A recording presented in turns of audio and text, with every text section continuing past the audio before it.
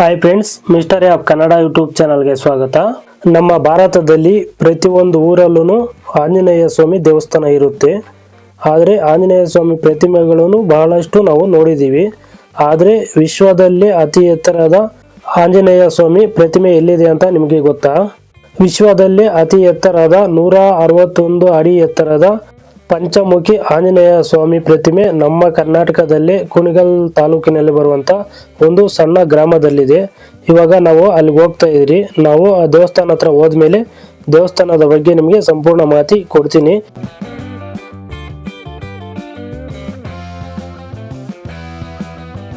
ಇದೇ ನೋಡಿ, ವಿಶ್ವದಲ್ಲೇ ಅತಿ ಎತ್ತರದ 161 ಅಡಿ ಎತ್ತರದ ಪಂಚಮುಖಿ ಆಂಜನೇಯ ಸ್ವಾಮಿ ಪ್ರತಿಮೆ. ಈ ಪ್ರತಿಮೆಯನ್ನು ಬಿದನಗೆರೆ ಶ್ರೀ ಬಸವೇಶ್ವರ ಮಠ ಅನ್ನೋ ಒಂದು ಮಠದಲ್ಲಿ ಸ್ಥಾಪನೆ ಮಾಡಿದ್ದಾರೆ. ನೋಡಬಹುದು ನೀವು ಯಾವ ತರ ಐತೆ ಅಂತ. 5 ಮುಖಗಳುಳ್ಳ ಆಂಜನೇಯ ಸ್ವಾಮಿ ಪ್ರತಿಮೆ ಇದು.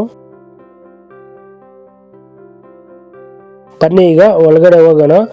ನಿಮ್ಗೆ ಈ ದೇವಸ್ಥಾನದ ಬಗ್ಗೆ ಸಂಪೂರ್ಣ ಮಾಹಿತಿ ನಾನು ಈ ವಿಡಿಯೋದಲ್ಲಿ ತಿಳಿಸ್ಕೊಡ್ತೀನಿ. ವಿಡಿಯೋ ಎಲ್ಲೂ ಸ್ಕಿಪ್ ಮಾಡಿದ್ರೆ ನೋಡಿ, ತುಂಬಾ ಚೆನ್ನಾಗಿರುತ್ತೆ ಈ ವಿಡಿಯೋ. ಈಗ ಟೈಮ್ ಬಂದು ಮಾರ್ನಿಂಗ್ 7 ಗಂಟೆ ಆಗಿದೆ. ನಾವು ತುಂಬಾ ದೂರದಿಂದ ಬರೋದ್ರಿಂದ ನಾವು ನೈಟ್ ಜರ್ನಿ ಮಾಡಿಕೊಂಡು ಮಾರ್ನಿಂಗು 7 o'clock ಎಲ್ಲ ಇಲ್ಲಿಗೆ ಬಂದಿದ್ರಿ. ಇದು ಮುಂದೆ ಕಾಣಿಸ್ತಿರೋದು ಗೋಶಾಲೆ, ಇಲ್ಲಿರುವಂತ ಗೋಶಾಲೆ. ಈಗ ಹೋಗ್ಬಿಟ್ಟು ನಾವು ಫ್ರೆಶ್ ಅಪ್ ಆಗ್ಬಿಟ್ಟು ನಂತರ ನಾವು ದರ್ಶನಕ್ಕೆ ಹೋಗೋಣ. ಗೋಶಾಲೆ ಹತ್ರದಿಂದ ನೋಡಿದಾಗ ನಮ್ಗೆ ಈ ತರ ಕಾಣಿಸುತ್ತೆ ಆಂಜನೇಯ ಸ್ವಾಮಿ ಪ್ರತಿಮೆ. ನೋಡ್ಬೋದು ಬ್ಯಾಕ್ ಸೈಡು ಯಾವ ತರ ಕಾಣಿಸುತ್ತೆ ಅಂತ.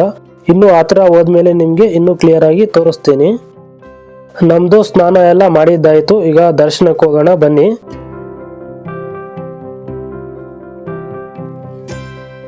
ಇಲ್ಲಿನ ಮತ್ತೊಂದು ವಿಶೇಷತೆ ಏನಪ್ಪಾ ಅಂದ್ರೆ, ನವಗ್ರಹಗಳ ಪ್ರತಿಯೊಂದು ಗ್ರಹಕ್ಕೂ ಒಂದು ಸಪರೇಟ್ ಆದ ಒಂದು ದೇವಸ್ಥಾನವನ್ನು ಇಲ್ಲಿ ಕಟ್ಟಿದ್ದಾರೆ. ಮಧ್ಯದಲ್ಲಿ ಶನಿ ಮಹಾತ್ಮ ಸ್ವಾಮಿ ಸನ್ನಿಧಿ ಇದೆ. ನೋಡ್ಬೋದು ನೀವು ದೇವಸ್ಥಾನ ಮುಂಭಾಗ ಯಾವ ತರ ಐತೆ ಅಂತ. ಬನ್ನಿ ಈಗ ಮುಂದೆ ಹೋದ್ಮೇಲೆ ನಿಮ್ಗೆ ತೋರಿಸ್ತೀನಿ. ಈಗ ಪಕ್ಕದಲ್ಲಿ ಇಲ್ಲಿ ನೋಡ್ಬೋದು ತೇರ ಐತೆ. ಇದು ಬಂದು ಶನಿ ಮಹಾತ್ಮ ಸ್ವಾಮಿಯ ತೇರು. ನೋಡ್ಬೋದು ಯಾವ ತರ ಐತೆ ಅಂತ.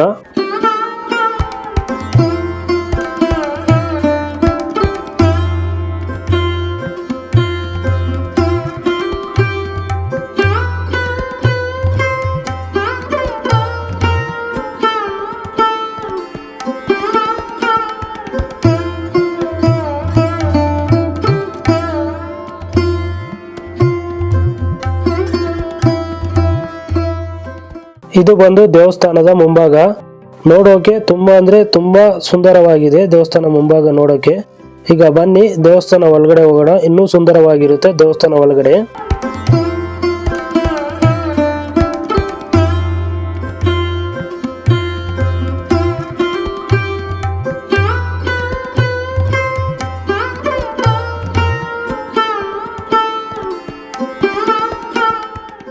ನಾವು ದೇವಸ್ಥಾನ ಒಳಗಡೆ ಎಂಟ್ರಿ ಆದಿದ್ದಂಗೆ ನಮ್ಗೆ ಈ ತರ ಒಂದು ಬೋರ್ಡ್ ಹಾಕಿದ್ದಾರೆ. ಇಲ್ಲ ಆಯ್ತಲ್ವಾ ಎಳ್ಳು, ಇದು ಎತ್ಕೊಂಡು ಹೋಗಿ ಅಲ್ಲಿ ಬೆಂಕಿನಲ್ಲಿ ಹಾಕ್ಬೇಕಾಗುತ್ತೆ.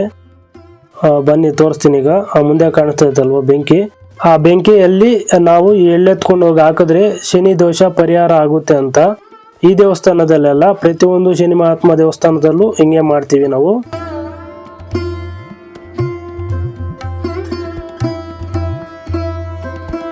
ಈಗ ನಾವು ನವಗ್ರಹಗಳ ದರ್ಶನ ಮಾಡಿಕೊಂಡು ನಂತರ ಆಂಜನೇಯ ಸ್ವಾಮಿ ಮೂರ್ತಿ ನೋಡಕ್ ಹೋಗೋಣ. ಮತ್ತೆ ಇನ್ನೊಂದು ಜಾಸ್ತಿ ಜನಕ್ಕೆ ಗೊತ್ತೇ ಇಲ್ಲ ಅಂತ ಒಂದು ವಿಷಯ ನೋಡಿದೆ ನಾನು ಈ ದೇವಸ್ಥಾನದಲ್ಲಿ. ಅದೇನು ಅಂತ ಮುಂದೆ ವಿಡಿಯೋದಲ್ಲಿ ತೋರಿಸ್ತೀನಿ. ವಿಡಿಯೋ ಸ್ಕಿಪ್ ಮಾಡಿದಿರ ನೋಡಿ, ನಿಮಗೂ ಗೊತ್ತಾಗುತ್ತೆ ಅದು ಏನು ಅಂತ. ನವಗ್ರಹಗಳು ನೋಡಕ್ ಸ್ಟಾರ್ಟ್ ಮಾಡಿದ ತಕ್ಷಣ ನಮಗೆ ಗಣಪತಿ ಸಿಗ್ತಾರೆ. ಗಣಪತಿಗೆ ನಮಸ್ಕಾರ ಹಾಕೊಂಡು ಸ್ವಲ್ಪ ಮುಂದೆ ಬಂದ್ರೆ ನಮ್ಗೆ ಇಲ್ಲಿ ಸೂರ್ಯ ಭಗವಾನ್ ಸಿಗ್ತಾನೆ. ಸೂರ್ಯ ಭಗವಾನ್ಗೆ ನಮಸ್ಕಾರ ಮಾಡಿಕೊಂಡು ನಾವು ಸ್ವಲ್ಪ ಮುಂದೆ ಬಂದ್ರೆ ನಮ್ಗೆ ಚಂದ್ರ ಸಿಗ್ತಾನೆ. ನೋಡ್ಬೋದು ನೀವು. ಈ ದೇವಸ್ಥಾನವನ್ನು ತುಂಬಾ ಅದ್ಭುತವಾಗಿ ಕಟ್ಟಿದ್ದಾರೆ. ಮತ್ತೆ ಡಿಸೈನು ಅಷ್ಟೇ ತುಂಬಾ ಚೆನ್ನಾಗಿ ಕೊಟ್ಟಿದ್ದಾರೆ ಡಿಸೈನು. ಇನ್ನು ನೀಟ್ನೆಸ್ ನೋಡೋದಾದ್ರೆ ನಂಬರ್ 1 ನಲ್ಲಿ ನೀಟ್ನೆಸ್ ಮಾಡ್ತಾ ಇದ್ದಾರೆ ಈ ದೇವಸ್ಥಾನದಲ್ಲಿ. ನೋಡ್ಬೋದು ನೀವು ಯಾವ ತರ ನೀಟ್ನೆಸ್ ಆಗೈತೆ ದೇವಸ್ಥಾನ ಅಂತ. ಇನ್ನು ಪ್ರತಿಯೊಂದು ಗ್ರಹನೂ ನಿಮ್ಗೆ ತೋರಿಸ್ತೀನಿ. ವಿಡಿಯೋ ಸ್ವಲ್ಪ ಸ್ಪೀಡ್ ಅಲ್ಲಿ ಇಕ್ತೀನಿ. ಎಲ್ರು ಒಂದ್ಸಲ ದರ್ಶನ ಮಾಡ್ಕೋಬಿಡಿ.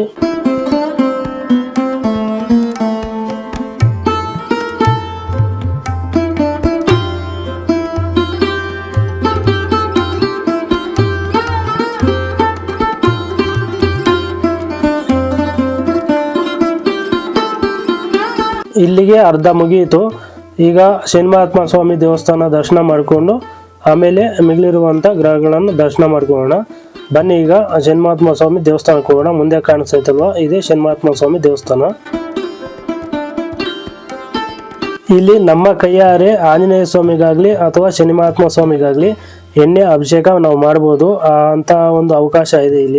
ಇಲ್ಲಿ ಮುಂದೆ ಬಾಟ್ಲು ಐತಲ್ವಾ, ಈ ಬಾಟ್ಲು 100 ರೂಪಾಯಿ ಆಗುತ್ತೆ. 100 ರೂಪಾಯಿ ಕೊಟ್ಟ ಬಾಟ್ಲ್ ತಗೊಂಡು ನಾವು ಮುಂದೆ ತೋರಿಸ್ತೀನಿ ನಿಮಗೆ. ಇಲ್ಲಿ ಕಾಣಿಸ್ತೈತಲ್ವಾ ಶನಿಮಹಾತ್ಮ ಸ್ವಾಮಿ ವಿಗ್ರಹ, ಈ ವಿಗ್ರಹಕ್ಕೆ ನಾವು ಅಭಿಷೇಕ ಮಾಡ್ಬೋದು. ಮತ್ತೆ ಪಕ್ಕದಲ್ಲಿ ಆಂಜನೇಯ ಸ್ವಾಮಿ ವಿಗ್ರಹ ಐತೆ ನೋಡಿ, ಈ ವಿಗ್ರಹಕ್ಕೂ ನಾವು ಎಣ್ಣೆ ಅಭಿಷೇಕ ಬೇಕಂದ್ರೆ ಮಾಡ್ಬೋದು. ಮತ್ತೆ ಕರುಂಗಲಿ ಮಾಲನೂ ಸಿಗುತ್ತೆ ನಿಮ್ಗೆ, ಇಲ್ಲಿ ಬೇಕಂದ್ರೆ ತಗೊಳ್ಳಿ.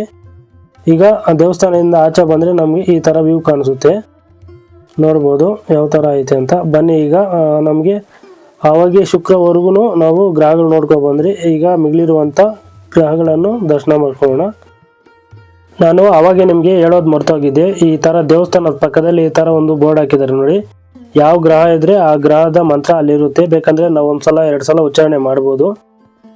ನೋಡಿ ಇಲ್ಲಿ ಶ್ರೀಕೃಷ್ಣ ತೊಟ್ಲಲ್ಲಿ ತೂಗ್ತಾ ಇರೋ ತರ ಮಾಡಿದ್ದಾರೆ, ತುಂಬಾ ಚೆನ್ನಾಗೈತೆ.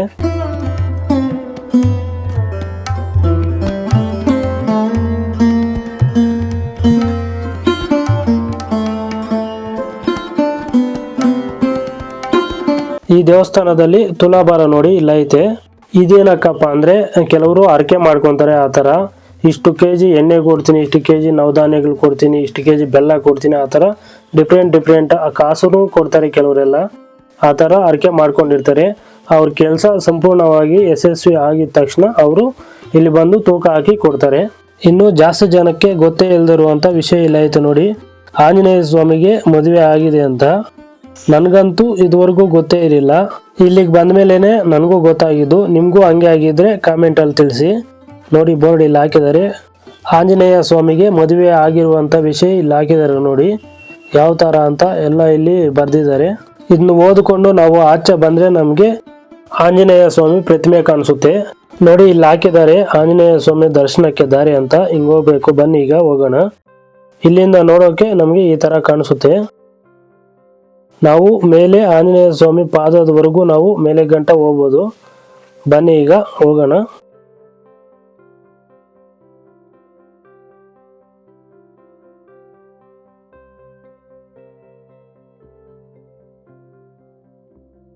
ಇಲ್ಲಿ ಒಂದು ಚಿಕ್ಕದಾದ ಆಂಜನೇಯ ಸ್ವಾಮಿ ದೇವಸ್ಥಾನ ಇದೆ. ಈ ದೇವಸ್ಥಾನದಲ್ಲೂ ಸಹ ಈಗ ಕ್ಲೀನ್ ಮಾಡ್ತಿದ್ದಾರೆ, ಏಕೆಂದರೆ ನಾವು ಅಷ್ಟು ಬೇಗ ಬಂದಿದ್ರಿ. ಈಗ 7:15 ಅಥವಾ 7:45 ಆಗಿರ್ಬೋದು ಅಷ್ಟೇ.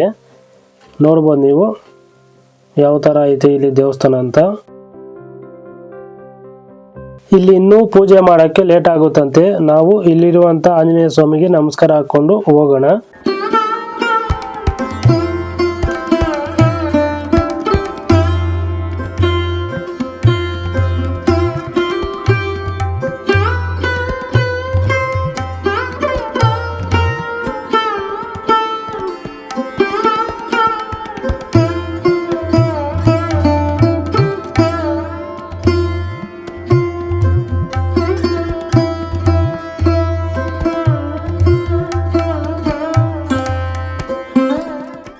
ಇನ್ನು ಈ ದೊಡ್ಡದಾದ ವಿಗ್ರಹದ ಸ್ಟಾರ್ಟಿಂಗ್ ಇಂದ ಹಿಡಿದು ಫಿನಿಶ್ ಆಗೋವರೆಗೂ ಪ್ರತಿ ವರ್ಷದ ಫೋಟೋಗಳಿದಾವೆ ನೋಡಿ. ಇಲ್ಲಿ 2014ರಲ್ಲಿ ಸ್ಟಾರ್ಟ್ ಮಾಡಿ 2022ರಲ್ಲಿ ಫಿನಿಶ್ ಆಗಿದೆ.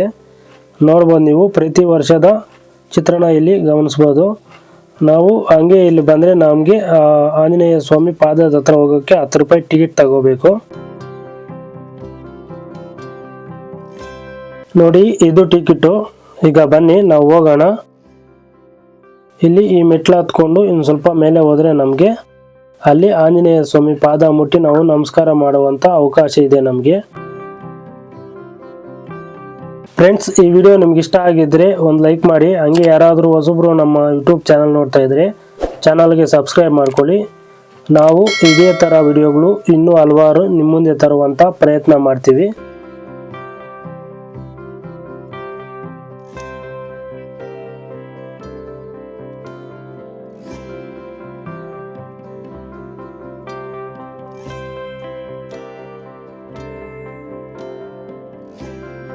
ಇದೇ ನೋಡಿ ಆಂಜನೇಯ ಸ್ವಾಮಿ ಪಾದ.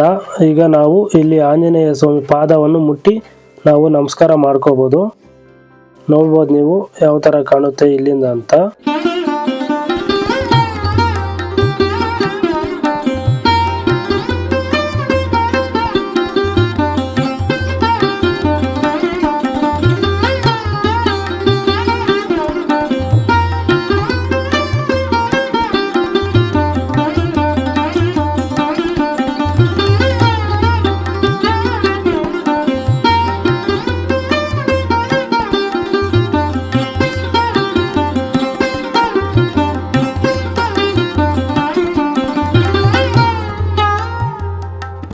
ಇನ್ನು ನೀವು ಯಾರಾದರೂ ಇಲ್ಲಿಗೆ ಬರಬೇಕು ಅಂದರೆ ಮೆಜೆಸ್ಟಿಕ್ ಇಂದಾಗಲಿ ಮಾರ್ಕೆಟ್ ಇಂದಾಗಲಿ ಕುಣಿಗಲ್ಗೆ ಬಸ್ಗಳಿರ್ತವೆ. ಕುಣಿಗಲ್ಗೆ ಬಂದು ಕುಣಿಗಲ್ ಬಸ್ ಸ್ಟಾಪಲ್ಲೇ ನೀವು ಆಟೋಗಳು, ಶೇರ್ ಆಟೋಗಳು ಎಲ್ಲ ಇರ್ತವೆ. ನೀವು ಬಸವೇಶ್ವರ ಮಠ ಆಂಜನೇಯ ಸ್ವಾಮಿ ಸ್ಟ್ಯಾಚು ಅಂದ್ರು ಕರ್ಕೊಬಂದು ಇಲ್ಲಿಗೆ ಬಿಡ್ತಾರೆ. ಒಬ್ಬರಿಗೆ 30 ರೂಪಾಯಿಂದ 50 ರೂಪಾಯಿ ತಗೊಂತಾರೆ.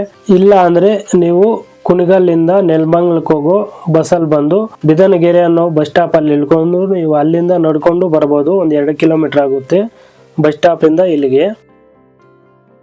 ಇದಿಷ್ಟು ಈ ವಿಡಿಯೋ ಫ್ರೆಂಡ್ಸ್. ಈ ವಿಡಿಯೋ ನಿಮ್ಗೆ ಇಷ್ಟ ಆಗಿದ್ರೆ ಒಂದು ಲೈಕ್ ಮಾಡಿ. ಸಿಗೋಣ ನೆಕ್ಸ್ಟ್ ವಿಡಿಯೋದಲ್ಲಿ.